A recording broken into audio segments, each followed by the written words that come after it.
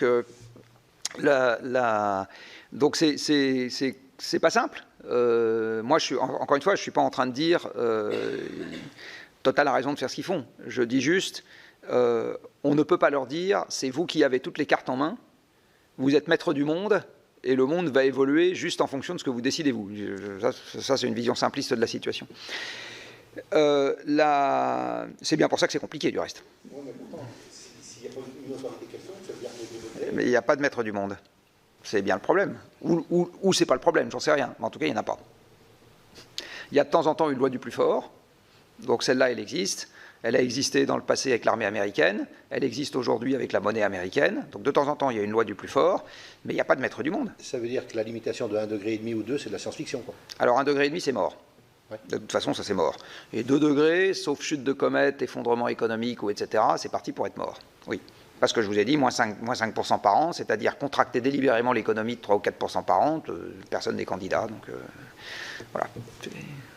Bon. Et sur la question par rapport à la production alimentaire. Sur la question par rapport à la production alimentaire, oui, évidemment, il y a une concurrence d'usage des sols entre alors en fait, le sol, vous pouvez l'utiliser pour un certain nombre de choses. Vous pouvez l'utiliser pour l'agriculture, vous pouvez l'utiliser pour la biodiversité, donc là, en fait, vous lui fichez la paix.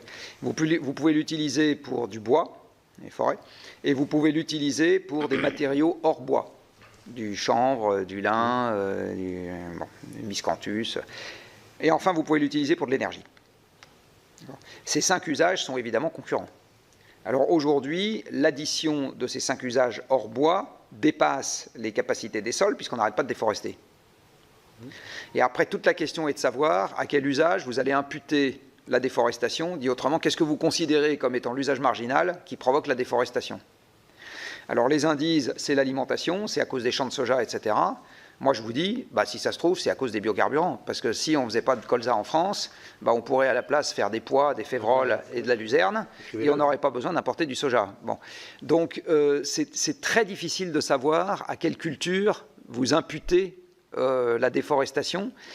Si. Il y a des monocultures qui s'imposent à nous. Je viens de le dire, c'est une affaire d'organisation globale du système. Et là, l'organisation globale du système, pour le coup, la France a un peu plus la main sur ce qui se passe sur son sol. D'accord ? Même si on est dans un système européen et que l'agriculture est une compétence européenne, mais on a quand même un peu plus la main. Voilà, donc qu'est-ce que je pense des cultures à fin énergétique? Je pense qu'on peut les considérer comme étant celles qui causent de la déforestation, enfin voilà, c'est une affaire de point de vue. À titre personnel, je pense qu'on aurait été mieux inspiré de limiter drastiquement la consommation des voitures que de mettre tout le colza qu'on cultive dans les moteurs de voitures, parce que c'est essentiellement à ça que ça sert. Bon. Et je pense que là-dedans, alors c'est marrant parce que le pouvoir politique européen a eu d'une certaine manière un certain courage en disant on va interdire les moteurs thermiques à partir de 2035, c'est quand même une petite révolution pour les constructeurs, mais il a jusqu'à maintenant manqué de courage sur la baisse de la consommation des véhicules neufs, où entre les normes qui ne correspondent à rien, les émissions de CO2 pondérées par le poids et autres entourloupes, parce que c'est des entourloupes tout ça, et autres entourloupes normatives, en fait on se retrouve avec le constat que, hors véhicule électrique, la consommation du parc en fonctionnement, elle a extrêmement peu baissé sur les dernières décennies. Voilà. Donc là on a raté une marge de manœuvre évidente, parce que je ne pense pas que ce soit une révolution sociale que les gens conduisent des voitures un peu plus petites. Je pense que ce n'est pas un monde qui est fondamentalement différent du monde qu'on connaît quand même. Je pense qu'on risque bien pire. Voilà. Mais là, on a raté le coche. Merci. Monsieur Weissensford. J'avais une question, mais vous aviez déjà répondu. Moi, je voulais surtout profiter de ce moment pour vous remercier de tout le travail que vous avez pu faire ces années pour nous éclairer.